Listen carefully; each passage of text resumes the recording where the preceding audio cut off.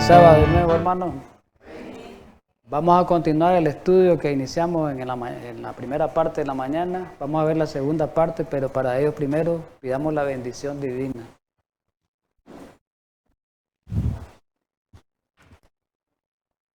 Padre Celestial, gracias una vez más en esta mañana, en esta segunda parte del estudio de tu palabra. Ayúdanos a entender, danos de tu espíritu, al igual que en la primera parte, que tu palabra la podamos entender, ojalá la podamos enseñar, vivir, practicar. Ayúdanos a ser no solo oidores, sino practicantes y hacedores de la verdad. En Cristo Jesús. Amén. Muy bien. Lo anterior fue historia. Ya pasó. Lo que viene no es historia, es profecía. Y decíamos en la introducción que así como los judíos no entendieron las profecías referentes a la venida del Mesías, a su primera venida, hoy el mundo religioso ha inventado tantas teorías, y una de las teorías más relevantes, que es la que vamos a ver hoy, que se refiere al rapto secreto, que creen que Cristo va a venir de una manera secreta, ¿verdad? Y que la iglesia va a ser llevada en secreto. Esa es una creencia difundida, una creencia popular muy difundida, y que tiene engañada a la gente, el diablo, con esa creencia, con esa doctrina. De esa manera, los que creen esa doctrina no van a entender que Jesús va a venir literalmente en persona, realmente, y que su venida va a ser tanto visible como audible, y que va a venir con gran poder, ¿verdad? Eso es lo que vamos a estudiar hoy. Vamos a comenzar con la Biblia, el registro bíblico siempre. Vamos a ir al sermón profético de Jesús en San Mateo capítulo 24. Mucho hemos hablado de sermón profético en las prédicas. Solo vamos a tomar el capítulo 24, los versículos del 37 al 39, que nos hablan de los días de Noé. Dice, más como en los días de Noé, así será la venida del Hijo del Hombre. ¿Cuál venida? Su segunda. Porque como en los días antes del diluvio estaban comiendo y bebiendo, casándose y dándose en casamiento, hasta el día en que Noé entró al arca. Y viene la parte interesante, el último pasaje. ¿Y qué pasó? Dice, y no entendieron, hasta estar subrayada ahí, interesante esa palabra, hasta que vino el diluvio y se lo llevó a todo. Así será también la venida del Hijo del Hombre. Qué interesante la comparación que hace Jesús del tiempo del antediluviano, de los días de Noé, con este tiempo final, con esta generación final. Y dice que así como los días de Noé, así se va a encontrar el mundo hoy. Esta profecía nos dice que la inmensa mayoría de los que nos decimos ser cristianos del mundo religioso, ya se sabe que los del mundo también, no van a entender las profecías de la venida de Cristo, esta segunda venida. Y eso lo estamos viendo en el mundo religioso, la mayoría no entienden las profecías. Solo hay una iglesia que entiende la profecía bien, en su marco profético, en su tiempo profético, una iglesia que Dios levantó para este tiempo. Así que, desgraciadamente, se corre la misma suerte, se va a correr la misma suerte del tiempo antes del diluvio. La inmensa mayoría se van a perder, como los judíos se perdieron porque interpretaron falsamente las profecías referentes a la venida de Jesús. Lo mismo está pasando a nosotros. Por eso todo el mundo estamos tan tranquilos como los judíos cuando vino Jesús. Todos estaban tranquilos, los rabinos tenían dinero, tenían grandes escuelas, grandes instituciones, grandes sistemas ceremoniales, estaban bien acomodados. Así estamos hoy nosotros también. Así que, mis hermanos, vamos a entrar ya en detalle, ¿verdad? Muy bien, siempre Mateo 24, nada más que vamos a iniciar del versículo 3. De dos preguntas que le plantearon los discípulos en ese sermón a Jesús. Dice el versículo 3 de Mateo 24, y estando él sentado en el monte de los olivos, los discípulos se le acercaron aparte. ¿Sabían ustedes que este sermón fue privado? Los discípulos no fue con el montón de gente. Este sermón último de todo lo que venía para este tiempo y la destrucción de Jerusalén, Jesús solamente se lo dijo a sus discípulos. Fue algo muy especial, no fue a todo el mundo la predicación de Jesús.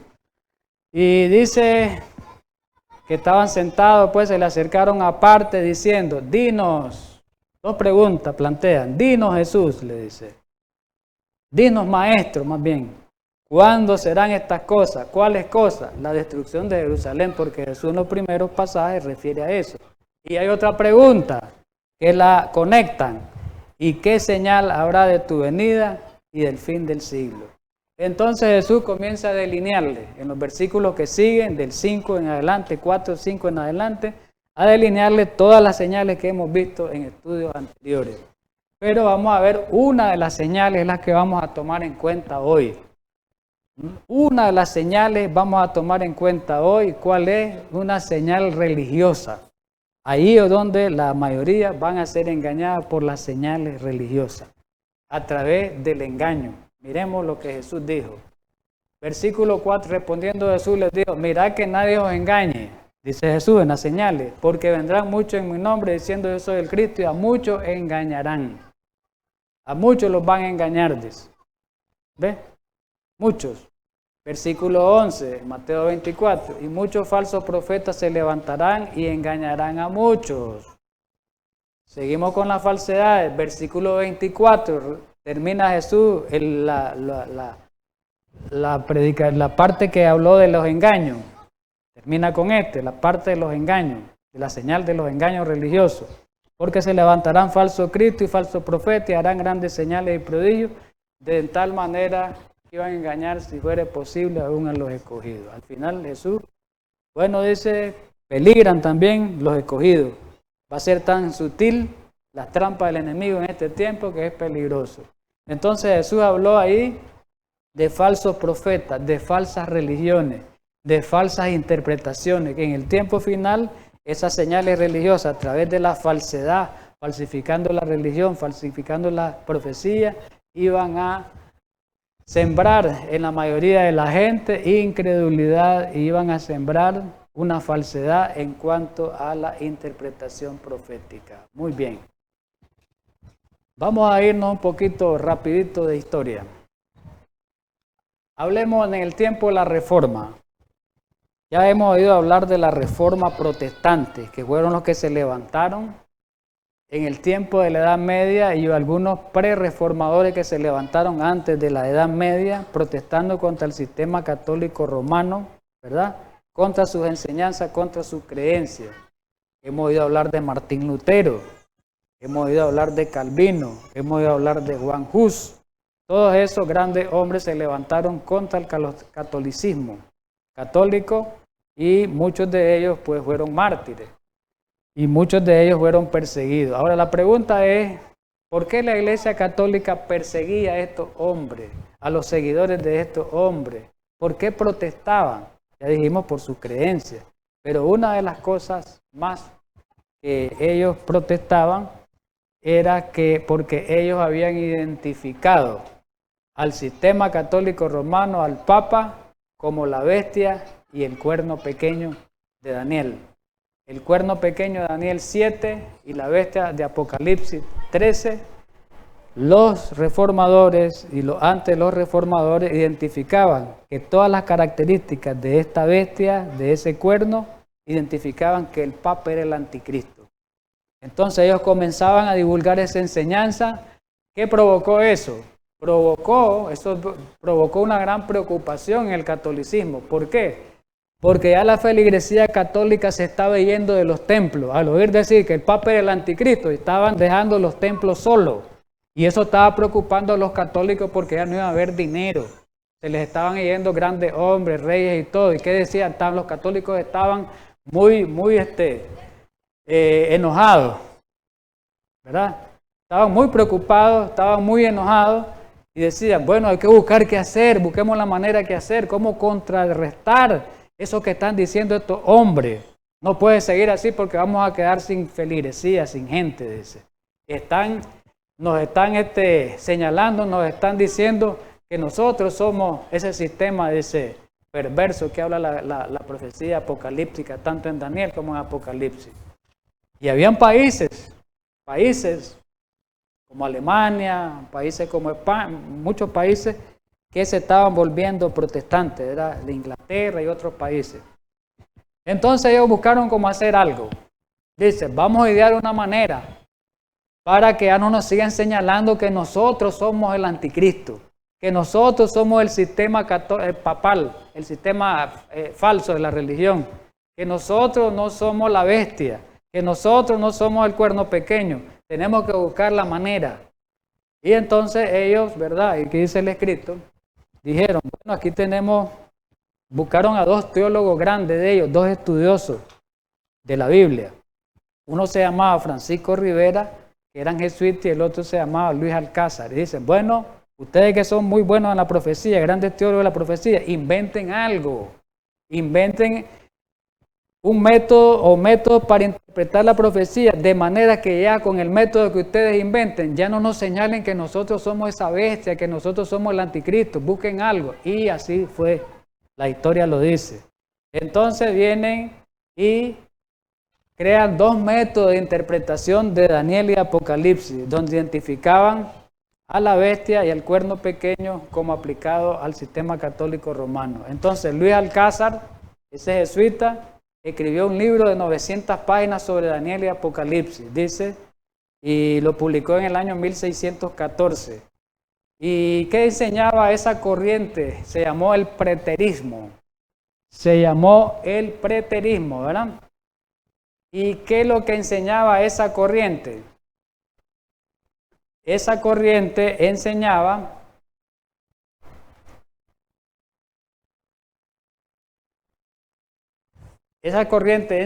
dice, ubica el cumplimiento de todas las profecías de Daniel, porque la palabra preterismo, dice, significa pasado. Entonces decían ellos, ese hombre, ese jesuita, Alcázar, bueno, inventó ese sistema y dice, el cumplimiento de todas las profecías de Daniel las vamos a dejar en el pasado. Mucho pasado para que no llegue hasta nuestro tiempo. Y ese pasado terminaba en el siglo II antes de Cristo. Ninguna profecía se extendía más allá hasta Roma. Entonces, y vino la parte del Apocalipsis. Dijo que el Apocalipsis interpretaba el libro de Apocalipsis casi en toda su integridad o casi en toda su totalidad como una historia antigua relativa a la iglesia cristiana y al imperio romano en los días de Juan. Entonces, agarraron el Apocalipsis, el del libro de Daniel, y dice, el cuerno pequeño no es el papado. ¿Quién es el cuerno pequeño de Daniel? Dice esta interpretación. Es Antíoco Epifanes. Ese era un rey griego de los Seleucidas que vivió en el siglo II antes de Cristo, y a ese le llamaron el cuerno pequeño, de Daniel 7 y de Daniel 8 ellos. Entonces ya con esa interpretación, comenzaron a escribir libros y a divulgar y a decir, ya el cuerno pequeño no es el papado, eso ya pasó, era un rey antiguo. Entonces ya la gente comenzó pues a leer esos libros y comenzó a darse cuenta, dice, vamos a ver cómo creían en los escritos católicos, comenzaron a seguir investigando. Bueno, por un lado. Por otro lado, le dijeron a otro jesuita, que es Francisco Rivera, y le dicen, creó un método para el futuro, de manera que no nos alcance a nosotros. Entonces vino Rivera y fundó el futurismo, y escribió un libro de 500 páginas. ¿Y qué enseñaba el futurismo? Bueno, el futurismo enseñaba que el anticristo iba a ser un hombre, en este tiempo final, que iba a nacer de los judíos, que iba a construir el templo. Todo eso vinieron inventando, que el anticristo iba a aparecer 7 años, los 7 años de tribulación antes que se diera la venida gloriosa de nuestro Salvador, decía él. Y decía que el anticristo iba a reconstruir el templo de Jerusalén, que todavía lo están esperando, y será recibido por los judíos, y va a negar a Cristo y pretenderá ser Dios y va a conquistar el mundo. Todo eso lo va a hacer en 3 años y medio, o sea, en 1260 días o 42 meses. Entonces, por un lado, los católicos romanos dijeron, el anticristo está en el pasado, Ya pasó, no nos toca a nosotros. El sistema católico romano que existió después del siglo IV. Pero por otro lado dice, el anticristo está en el futuro, no ha aparecido todavía. Y es hasta el momento, hermano, que el anticristo no ha aparecido, según esta corriente. Y los evangélicos creen en eso. Y miren cómo llegaron en la trampa los hermanos evangélicos que creyeron en estas enseñanzas católicas, y ahora todo el mundo evangélico cree el rapto secreto, y el rapto secreto viene de los católicos, viene de Francisco Rivera el origen, y ni siquiera se dan cuenta de dónde viene, de dónde lo trajeron. ¿Ve? Entonces dice que ¿qué es lo que mira este método? Ve el cumplimiento de la mayor parte del Apocalipsis en un periodo de 7 años. ¿Sabían ustedes que la mayor parte del Apocalipsis, desde creo que del versículo 4 hasta del capítulo 4 hasta el 19, todos esos sucesos se dan en 7 últimos años? Los sellos no se han dado, según esta interpretación, las trompetas no se han dado todavía, entonces todavía no ha aparecido el anticristo, todavía no se ha construido el templo, no sé si lo están construyendo, pues no sé lo que dicen ahora estos dispensacionalistas, pero dentro de esa corriente futurista hoy, los evangélicos cayeron en una corriente que se llama el pretribulacionismo. Viene de pretribulación, o sea, del rapto antes de la tribulación, quiere decir. Pretribulación quiere decir el rapto antes de la tribulación. Entonces, eso creen los hermanos de otras iglesias, principalmente el mundo evangélico. ¿Quién fue uno de los creadores de ese método? Fue John Darby. La otra vez lo estudiábamos, un hombre que era de Irlanda, allá por los años 1820 y 1830. Pero este Darwin lo trajo a América, a Estados Unidos, hizo 6 viajes. Y ahí lo tomó otro hombre que se llamaba Cyrus Scofield, que fue el que creó la Biblia Scofield, que es la Biblia que utilizan, lástima que la imagen no lo presenta, aquí a los hermanos presentes aquí. Pero esa Biblia Scofield hoy la utilizan la inmensa mayoría de los pastores protestantes, y con esa predican y con esa hablan del rapto secreto, porque ahí viene el comentario todo sobre el futurismo, el rapto secreto y el pretribulacionismo. ¿Ves? Entonces, esa es la Biblia que estudian hoy. Y esa Biblia de Scofield dice que en los primeros tiempos se imprimieron 3 millones de ejemplares de Biblia. En los primeros 50 años de la existencia. Y en esa Biblia Scofield introdujo la enseñanza del rapto secreto en el mismo corazón del evangelismo. Y en América la Biblia de Scofield ha tenido una influencia considerable en la divulgación de ese punto de vista. Vamos a entrar en detalle ya de lo que creen ellos. De lo que creen ahora, de lo que creen los futuristas o los que creen esas interpretaciones erróneas del rapto secreto. Miremos. En Daniel 9:24, ¿qué dice en la Biblia? 70 semanas están determinadas sobre tu pueblo y sobre tu santa ciudad para terminar la prevaricación y poner fin al pecado y expiar la iniquidad, para traer la justicia perdurable y sellar la visión y la profecía y ungir al santo de los santos. Habla de 70 semanas, esa profecía la hemos estudiado nosotros, verdaderamente en su contexto, pero miremos cómo la interpretan ellos. Dice que 70 semanas están determinadas sobre tu pueblo. ¿Quién es el pueblo ahí que están determinadas las 70 semanas? Dicen ellos. Vamos a la interpretación de ellos, ¿verdad? A la interpretación de los dispensacionalistas. Dicen ellos de que esas 70 semanas se refiere a Israel. Y es verdad, las 70 semanas se referían a Israel. Ya sabemos que 70 semanas, aplicando la regla de día por año, en 490 años. Verá que eso lo estudiábamos en otras profecías. Entonces dicen ellos que la profecía se refiere a Israel y a Jerusalén, pero en el tiempo del fin. Ahí es donde viene la interpretación de ellos. Ya sabemos nosotros que la profecía de las 70 semanas ya pasó. Ya pasó, fue antes, ya pasó la profecía de las 70 semanas. Eso ya terminó. Hasta en el año 34 terminó, ¿verdad? Con el martirio de Esteban, según lo que hemos estudiado. Pero dicen ellos, estos que creen en la doctrina del rapto secreto, para sostener su doctrina del rapto secreto, dicen ellos que el Israel al que se refiere la profecía es el Israel al de ahorita. Y les digo, a través del estudio vamos a darnos cuenta que Israel de ahorita nada tiene que ver con el Israel antiguo.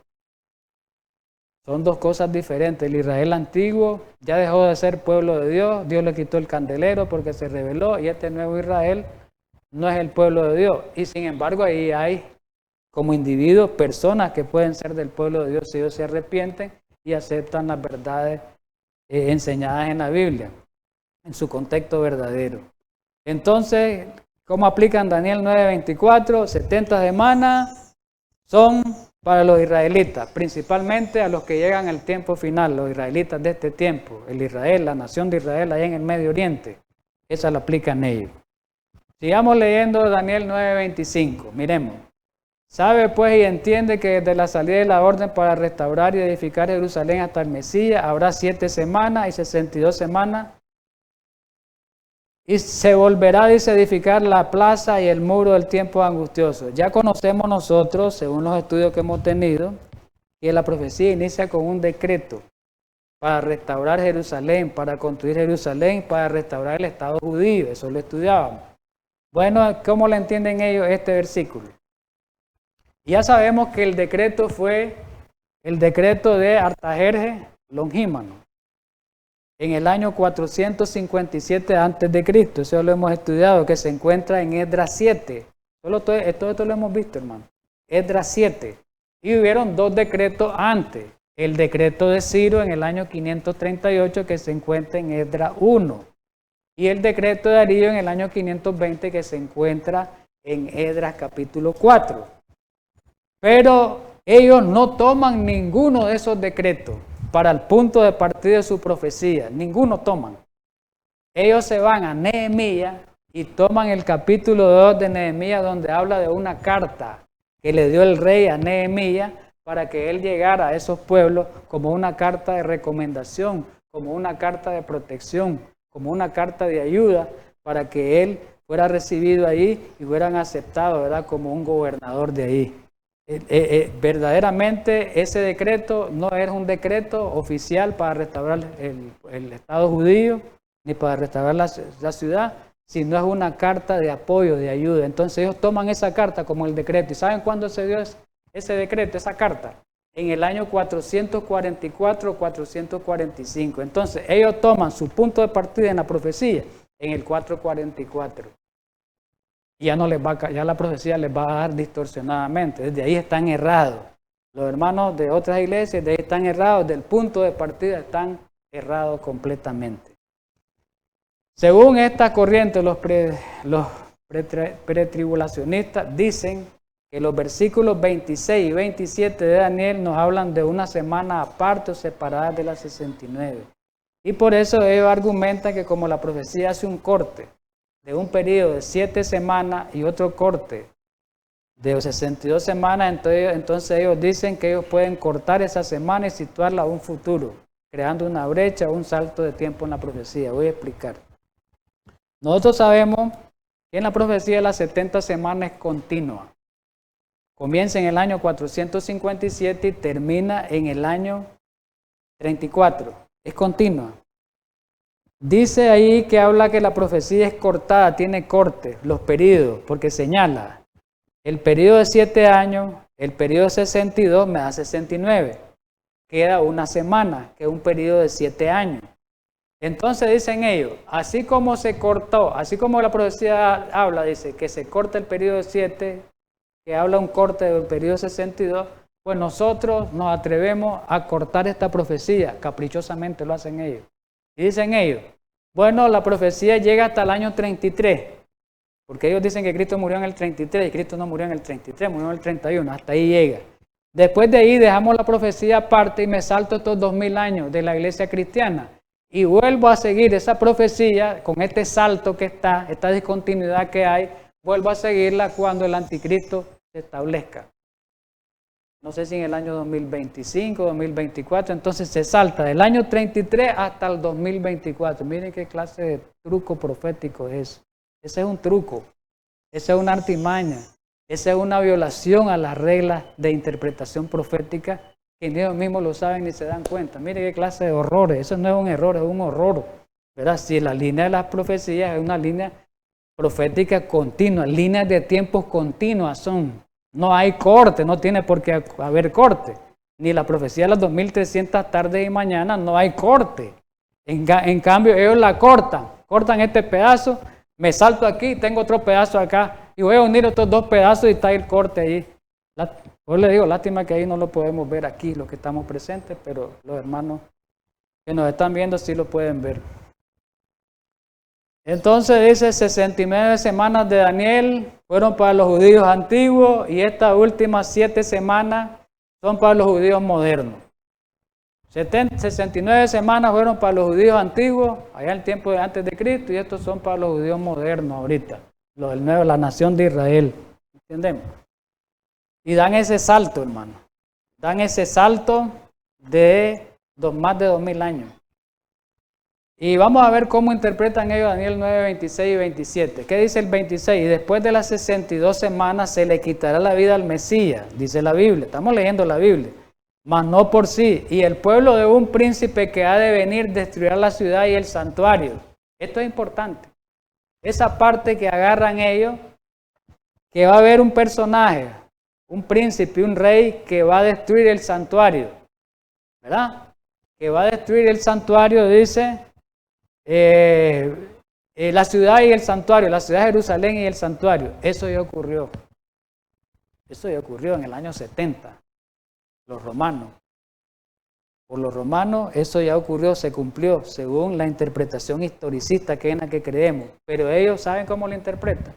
¿Quién es ese personaje que va a venir? ¿Saben quién es? Dicen ellos que el anticristo que va a venir, que no ha venido, ese va a destruir el templo moderno que los judíos van a hacer. Entonces, y va a perseguir al pueblo de Dios, que en este caso los judíos, la nación de Israel ahorita, lo va a perseguir y lo va a tribular por 3 años y medio. Y dice también el versículo 27, y por otra semana confirmará el pacto con muchos. Dice que este anticristo, en 3 años y medio antes que venga la destrucción, va a hacer pacto con los judíos, pero que después va a violar el pacto después de los 3 años y medio y los va a perseguir. Todo eso, mire, son inventos de la profecía para nublar, para ocultar, para eclipsar la forma como va a venir Jesús. Igual que los judíos allá fueron engañados, aquí también están siendo engañados. Y por el mismo catolicismo romano que se metió, agarraron esa idea los protestantes, los católicos romanos. El mismo problema que tenemos que los judíos. El anticristo, el versículo 27 dice que iba a confirmar el pacto con muchos. El anticristo hace pacto con muchos. Este término se refiere al pueblo judío. Este personaje concerta el pacto con el pueblo judío al comienzo de la gran tribulación, al comienzo de la 70ª semana, en la última semana de la profecía. ¿Cómo lo interpretan ellos? Eso lo expliqué la otra vez aquí. Es nuevo para los hermanos que me están viendo. ¿Cómo interpretan ellos esto, los hermanos de esas iglesias? Que antes de la tribulación ocurre el rapto secreto. O sea, que Cristo, antes que venga esta persecución para los judíos, esa persecución no es para toda la iglesia cristiana, es solo para los judíos, dicen ellos. Y antes que venga esa persecución, Dios se lleva, dicen ellos, a los cristianos de este tiempo, a los cristianos se los lleva secretamente. Y no se van a dar cuenta. Dice que va a estar el marido con la esposa y si la esposa se salva y el marido no se salva, se la lleva secretamente.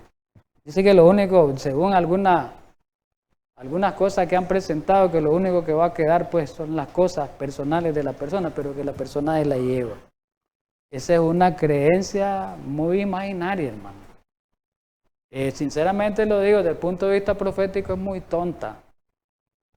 Y dicen que van a resucitar y se los va a llevar a muchos resucitados secretamente.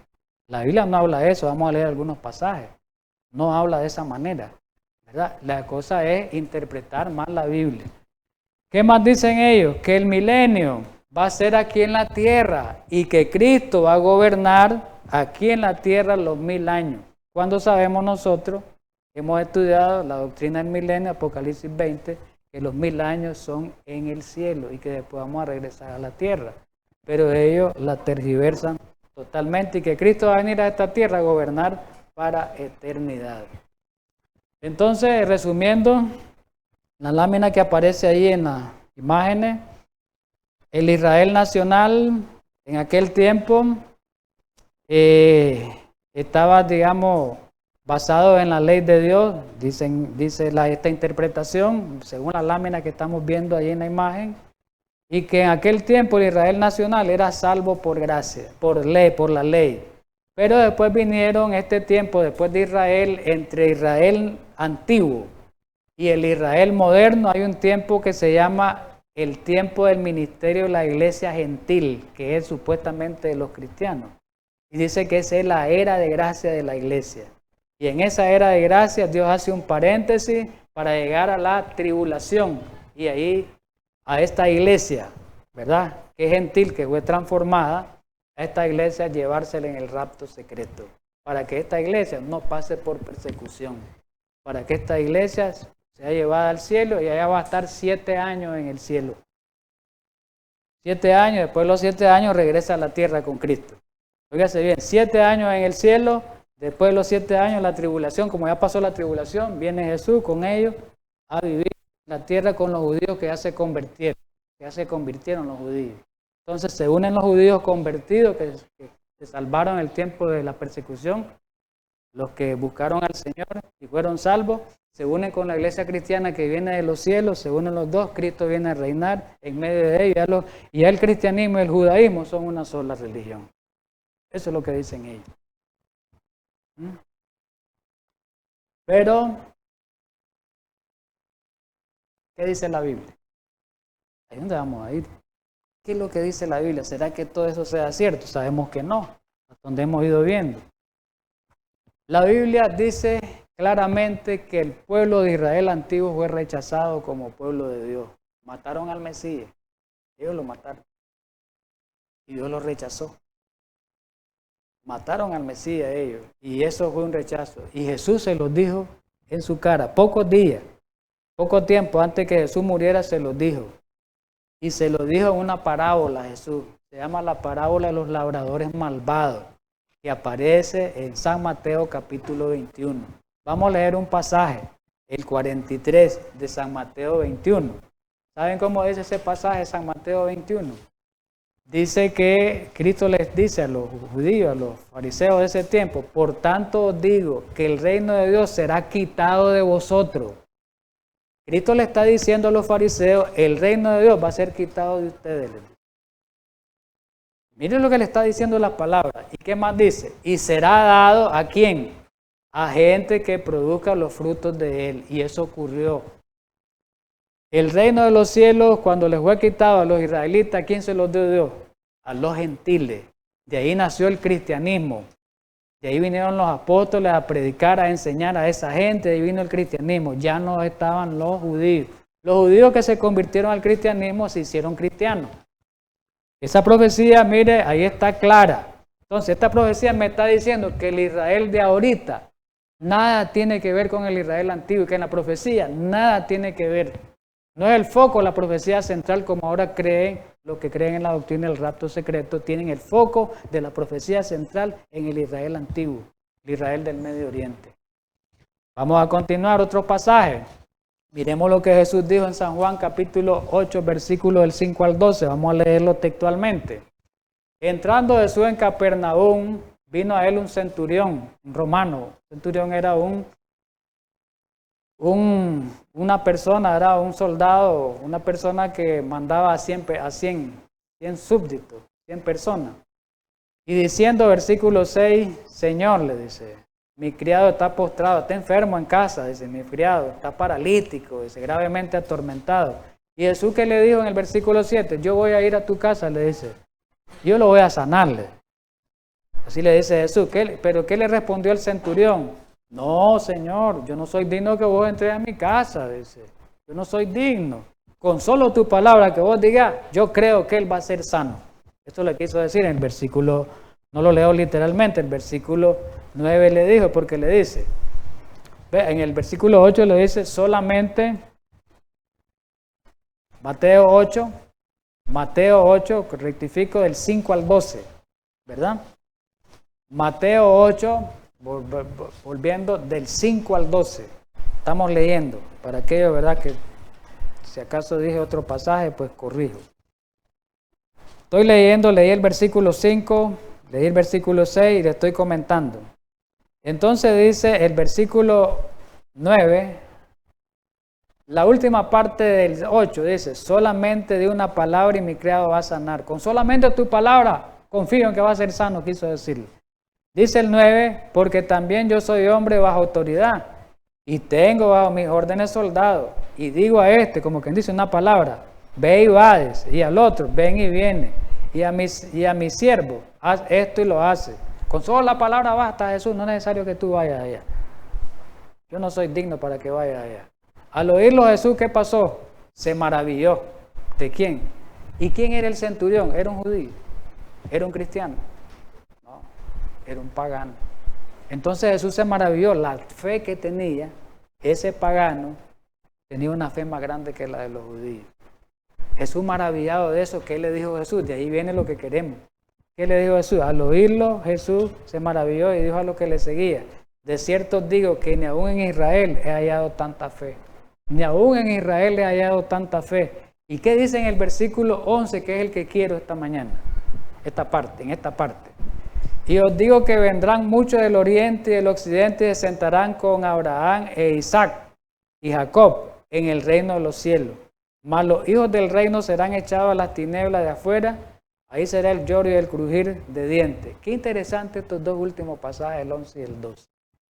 Porque en el 11 dice, bueno, desgraciadamente tienen más fe, dijo Jesús, los paganos, que el propio pueblo mío por el cual vine a morir. Tienen más fe. Maravillado de ese centurión, bueno, ese es lo que va a pasar, dice Jesús en el versículo 11, es que muchos de esas personas, como este centurión pagano, no siendo judío, muchos se van a sentar allá en el reino de los cielos con Abraham, se van a sentar con Jacob, se van a sentar con Isaac, o sea, muchos van a salvarse. Muchos de esa gente pagana, se van a salvar, gentiles se van a salvar. Pero ¿qué les va a pasar a los hijos del reino? ¿Quién eran los hijos del reino? Los judíos. ¿Qué está diciendo Jesús? ¿Qué les va a pasar a los judíos? Serán echados a las tinieblas de afuera. Y ahí va a ser el lloro y el crujir. ¿Qué le dijo Jesús a los judíos ahí? Bueno, los lugares como ustedes no creen en mí, y Jesús se los dijo varias veces, como ustedes me van a matar, se les va a terminar el tiempo de gracia, les voy a quitar el candelero, y los otros paganos son los que van a ocupar los lugares de ustedes. Así que el pueblo judío, terminado. Eso es lo que les quiso decir Jesús. Pero en Isaías 5 también, en la parábola de la viña, Isaías 5, no lo voy a leer literal, solamente, voy a leer una parte, pues, rapidito en Isaías 5, voy a leer una parte, para que la miremos, ¿verdad? Busquemos en nuestras Biblias, los hermanos que estamos por aquí, Isaías 5. Y miremos qué dice Isaías 5 en la parábola de la viña. Voy a leer esta parte porque no aparecen los primeros versículos en la diapositiva, pero voy a leerla aquí literalmente. Parábola de la viña dice, versículo 1 del capítulo 5 de Isaías, ahora cantaré por mi amado el cantar de mi amado a su viña. Tenía, dice, mi amado, una viña en una ladera fértil, Palestina. Ladera fértil Palestina, donde dice que surgía leche y miel, pero se le llamaban ladera fértil. Dice que él había cercado esa viña. ¿Qué significa cercado y despedregado? ¿Qué significa cercado? La había protegido. La viña la había protegido, la había limpiado. Y había edificado en medio de una torre. ¿Esa torre qué representaba? Había edificado un templo grande, ¿verdad? Y dice el versículo 3. Bueno, sí, el versículo 2 dice, y echó también en ella un lagar y esperaba que diese uva y dio uva silvestre. Ahora pues, vecinos de Jerusalén y varones de Judá, juzgad ahora entre mí y mi viña. Es decir, como quien dice, yo he hecho tanto por esta viña, y esta viña no respondió, no dio los frutos que yo quise que dieran, dieron frutos propios de ellos mismos. Está hablando en parábola Jesús, después mire, está hablando en parábola, vamos a darle explicación. ¿Qué dice el versículo 4? ¿Qué más, pregunta, qué más se podía hacer a mi viña que yo no haya hecho en ella? ¿Qué más voy a hacer? Ya no puedo. Ya no puedo hacer nada más. Ya hice todo lo que podía hacer. Pregunta, ¿cómo esperando yo que diese uva y ha dado uvas silvestres? Yo esperaba que dieran frutos verdaderos y dio frutos del Espíritu y dieron frutos de la carne. Eso quiso decir Jesús. ¿Y qué dijo en el versículo 5 que aparece en la diapositiva? Os mostraré, pues, como estos no produjeron, se refería ahí a los judíos, porque el versículo 7 lo dice, que la viña de Jehová, los ejércitos de la casa de Israel. Entonces, la viña eran los judíos. Entonces, ¿qué le quiso decir Jesús en el versículo 6? Bueno, en el versículo 5, os mostraré, pues, ahora lo que haré yo a mi viña. Le voy a quitar su vallado, su protección, y va a ser consumida. Aportillaré su cerca y será hollada. Versículo 6. Haré que quede desierta esta viña. No será podada ni cavada y va a crecer el cardo, dice, los espinos. Y van a haber espinos y dice que no va a haber lluvia también. ¿Y quién era esa viña? En el versículo 7 lo dice que la viña de Jehová de los ejércitos de la casa de Israel. Entonces, ¿a quién se estaba refiriendo? Con esa profecía, ¿qué se estaba refiriendo Jesús? Que a Israel le iba a ser quitado el candelero. Israel no iba a ser el pueblo de Dios porque despreció las amonestaciones, las exhortaciones enviadas por los profetas y enviadas por el Cristo mismo. Entonces Israel, mis hermanos de otras iglesias que creen en la doctrina del rapto secreto, Israel nada tiene que ver en la profecía. Por lo tanto, esa doctrina del rapto secreto no tiene fundamento, es falso. De esa base, esté la base, si se construye con una base que no es sólida, ese edificio cae. Y como la base que construyeron el rapto secreto no es sólida, ese edificio se desploma, esa creencia se desploma. Entonces, porque la base no está bien construida. Muy bien, ¿qué más dicen ellos? Vamos con la Biblia, estamos leyendo Biblia bastante. La Biblia dice claramente, mis hermanos, que el pueblo de Dios tiene que pasar por tribulación. Pero los que creen en el rapto secreto, dicen ellos que la iglesia verdadera no va a pasar por tribulación. Vamos a demostrar con la Biblia que sí va a pasar por tribulación en el tiempo final el pueblo de Dios. Con la diferencia de que Dios nos va a ayudar en esa tribulación. Y tenemos tribulaciones cada día, pero habla de una tribulación mayor que la que hemos estudiado en los eventos de la crisis final. Leamos en Hechos 14:22, los que me van siguiendo por la diapositiva y los hermanos aquí pues pueden leer en sus Biblias. En el versículo 22 del capítulo 14 de Hechos dice lo siguiente, el apóstol Pablo. Miremos lo que dice. Confirmando los ánimos de los discípulos. Miremos estas palabras, al final me interesan. Exhortándoles a que permaneciesen en la fe y diciéndole, esto que viene es interesante, remarquémoslo, es necesario que a través de muchas tribulaciones entraremos en el reino de Dios. Pablo está diciendo que como cristianos vamos a tener muchas tribulaciones. ¿Es así o no es así? Y la Biblia dice que muchas son las aflicciones del justo, pero ¿qué más dice? Pero Él, ¿qué nos va a hacer? Nos va a ayudar en medio de esas tribulaciones. Él nos va a animar, ¿verdad? Para que podamos salir vencedores. Por lo tanto, se anula ese otro concepto. El pueblo de Dios tiene que pasar por tribulaciones. Hoy, tribulaciones pequeñas como las que tenemos prueba, pero viene la tribulación mayor. Vamos a leer un pasaje que lo dice claramente, que ya lo conocemos. Daniel 12:1, pasaje muy conocido. Hasta de memoria lo sabemos los adventistas, lo hemos citado. Yo aquí lo he citado muchas veces. En aquel tiempo se levantará Miguel. ¿Quién es Miguel? Cristo. En aquel tiempo, ahí viene relatando el capítulo 11 de Daniel. Del capítulo 11, los versículos finales se unen a este pasaje, del 45 creo que se une a este pasaje. Lleva una unión, hay una cadena de unión entre los últimos pasajes de Daniel 12 y 11. Hay una unidad que no la podemos, esa unidad, quebrantar. En aquel tiempo se levantará Miguel, el gran príncipe que está de parte de los hijos de tu pueblo, y será tiempo de angustia cual nunca fue, desde que hubo gente hasta entonces, pero en aquel tiempo se ha libertado tu pueblo. ¿Quiénes? Todo lo que se haya escrito en el libro. Vamos a ser libertados de la angustia, así se está refiriendo a las 7 plagas, como hemos estudiado. Vamos a pasar por ahí, pero Dios nos va a liberar, de manera que nos va a ayudar en medio de las 7 plagas, mientras estén muriendo los impíos, ya sabemos nosotros eso por la profecía, el pueblo de Dios va a ser protegido y resguardado, principalmente por el ministerio de los ángeles en ese tiempo. Y se va a cumplir el Salmo 91, como lo hemos estudiado aquí. Van a morir a través de peste, 10,000 por un lado, miles por otro lado, ¿verdad? Muy bien. Pero hay algo claro más. No solo Daniel dijo eso, más o menos, más de 5 siglos antes de Jesús, Daniel dijo eso, pero el mismo Jesús lo dijo. Jesús dijo en el último sermón, en Mateo 24, que el pueblo de Dios en el tiempo final va a pasar por una gran tribulación. Leamos el capítulo 24, el versículo 21. Describiendo Jesús las señales, llega un momento en el 21, ya sabemos que en el sábado, el 20 habla del sábado, ¿no? El capítulo 24, el verso 20 habla del sábado, ¿verdad que así es? Todos lo sabemos los adventistas ese pasaje, ¿verdad? Acerca del sábado.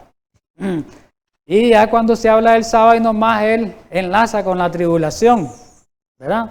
Porque habrá entonces, dice, en ese tiempo, gran tribulación, cual nunca ha habido desde el principio del mundo hasta ahora, ni la habrá.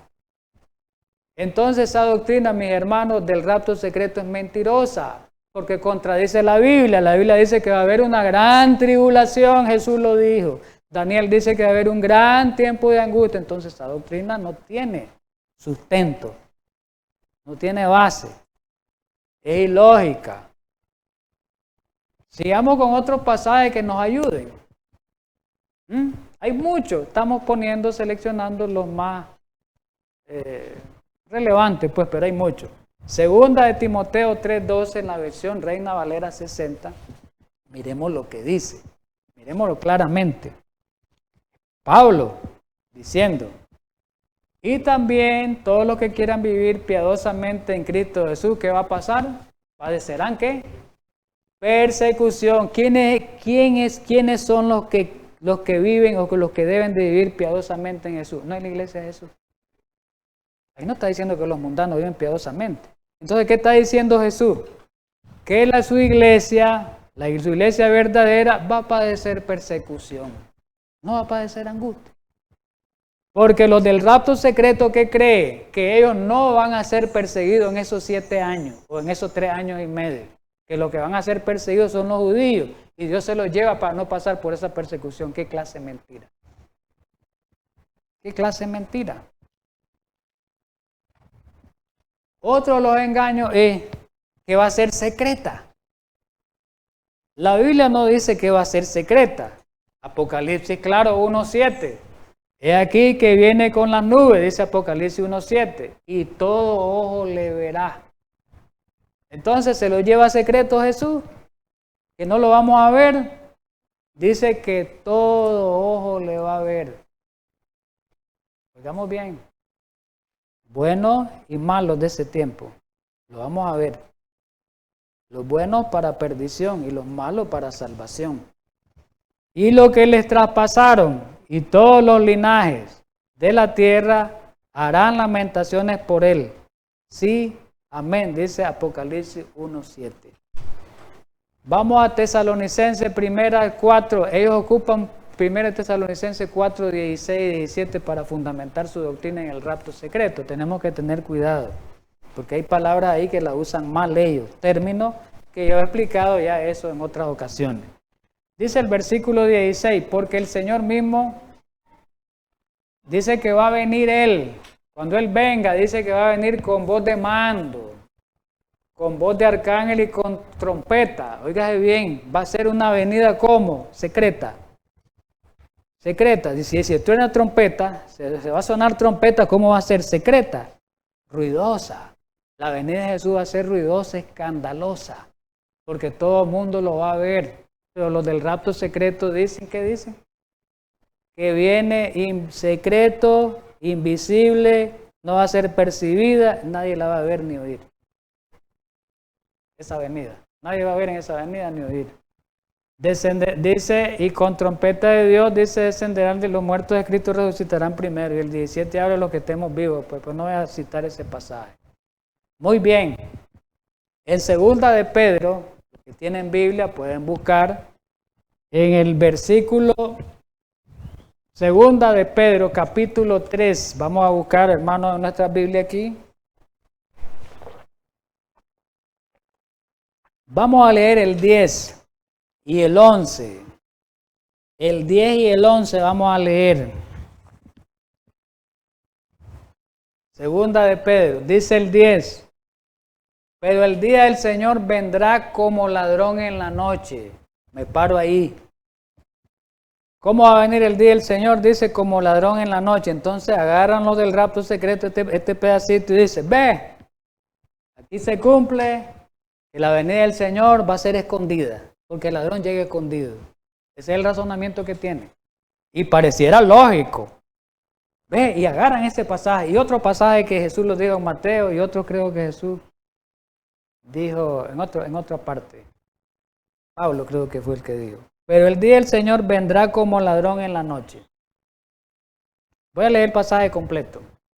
En el cual los cielos pasarán con gran estruendo y los elementos ardientes serán deshechos y la tierra y las obras que en ella hay serán quemadas. Entonces, viene secreto Jesús, dicen con este pasaje, porque va a venir como el ladrón. Eso no quiere decir el pasaje, se interpreta mal. Es verdad que un ladrón llega en momento inesperado. Nadie está esperando un ladrón, cae de sorpresa, ¿sí o no? ¿Estamos de acuerdo? Pero hay que ver algo, cómo se aplica esto. En la forma y la manera que se aplica correcta para que este pasaje pueda conciliarse con los otros pasajes que hemos visto, porque tiene que conciliarse.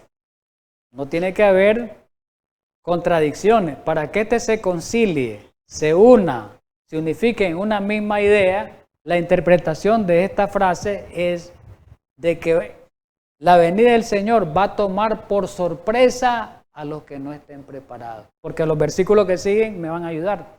Voy a leer el 11. Entonces, ¿qué quiere decir? Que van a tomar por sorpresa, no es que viene escondido, a los que no estén preparados. Leamos el 11. Puesto que todas estas cosas han de ser deshechas, ¿cuáles cosas? La tierra va a ser destruida, todo eso. Y mire cómo enfoca aquí. ¿Cómo no debéis vosotros andar en santa y piadosa manera de vivir?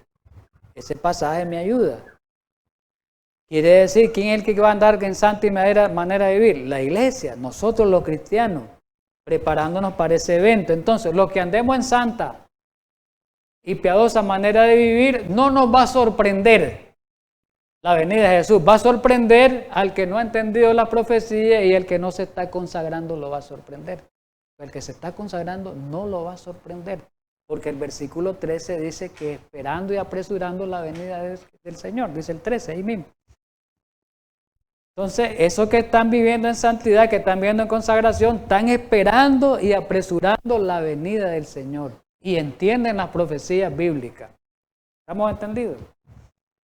Ahora vamos a otro pasaje para ya ir terminando, ¿verdad? Otro pasaje para ya ir terminando, el último pasaje para el comentario final de este estudio.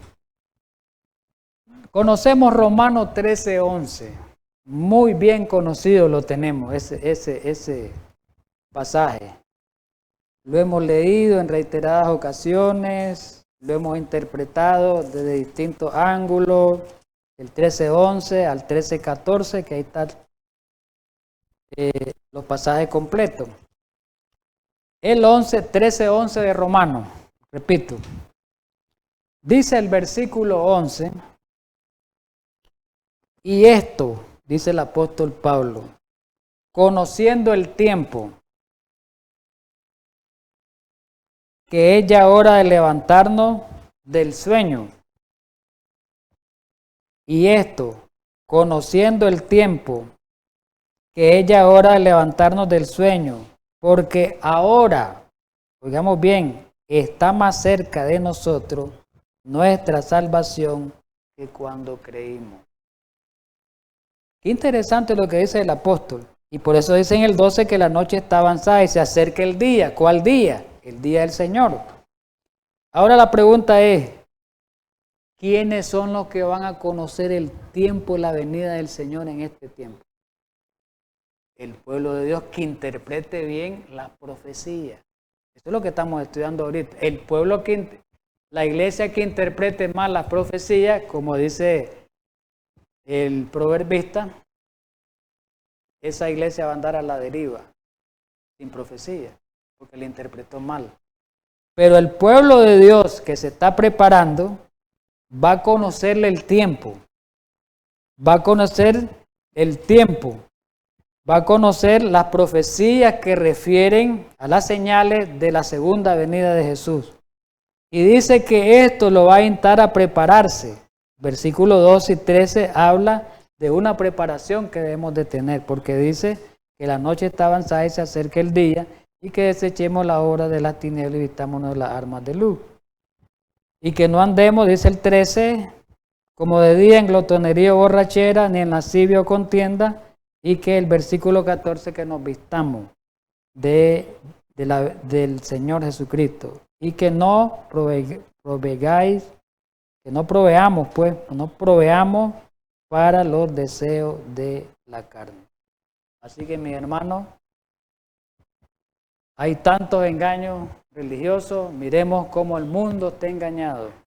Por eso el mundo no entiende, la mayoría de los hermanos de otras iglesias, que esta pandemia que estamos viviendo hoy es una señal grande de que Cristo está a la puerta y que aparece descrita en Mateo 24, esta pandemia. Y que de acuerdo a la cronología, el estudio de Mateo 24 es una de las últimas señales que se va a dar para que Cristo aparezca. Así que estemos apercibidos, conozcamos los tiempos, como dice la profecía, para que no seamos engañados, como todo el mundo está engañado en el mundo religioso.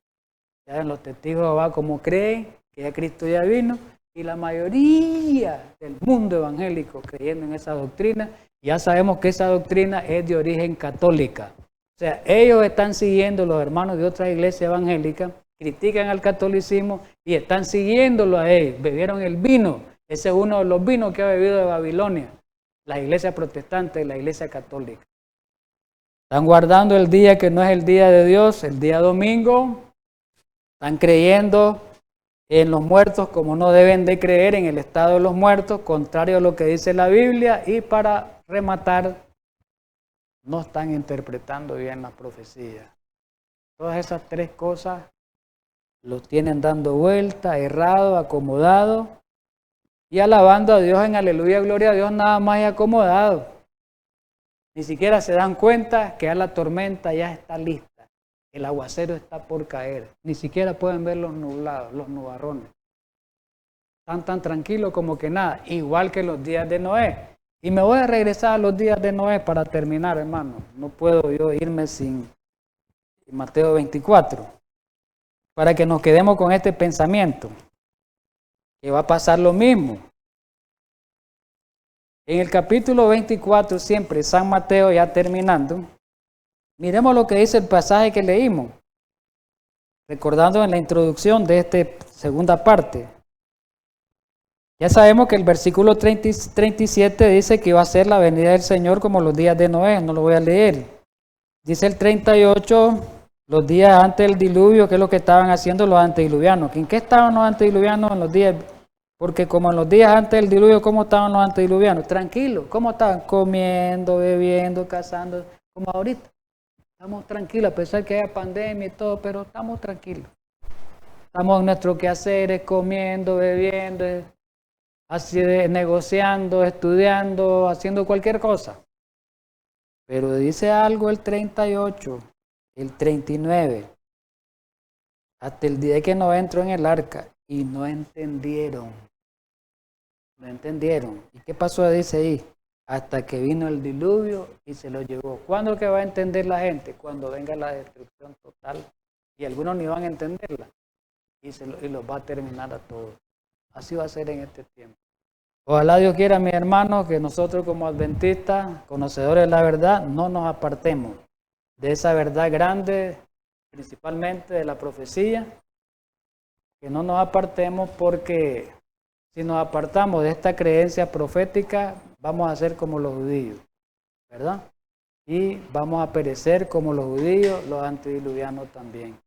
Así que mis hermanos, tengamos un feliz sábado y vamos a terminar este estudio orando. Pues vamos a hacerlo, pues, orar por favor.